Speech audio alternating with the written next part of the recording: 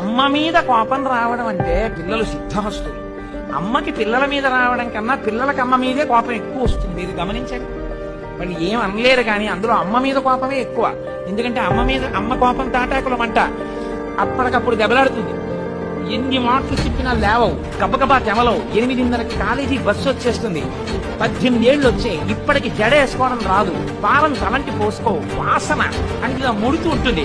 ఇలా వెనక నుంచి గబ గబ గబ గబ దువ్వి తన జుట్టులో దువ్వెన పెట్టుకుని ఆ దువ్వెన తీసి గబగబా దువ్వి జడ వేస్తూ ఇలా పెట్టుకుంటూ ఆ పువ్వులు పెట్టేసి ఆ పిల్ల కోపం. నాకేం అక్కర్లేదులే, కాలేజీ క్యాంటీన్లో తింటామని క్యారేస్తుంది. మళ్ళీ కడుపు గుడగొడలాడుతోందంటావు. మీ నాన్నలా నీ కడుపు మంట వ్యాధోటి రా అని గబగబా కాస్త పెరుగు అన్నం కలిపి నేను పెట్టేస్తానులే, నువ్వు బాక్స్ సర్దుకోయి లోపల అని గబగబా గబగబా ముద్దలు పెట్టేస్తాను. పెట్టిన అమ్మే పరదేవత. అందుకే లోకంలో అమ్మని మించినటువంటి దైవం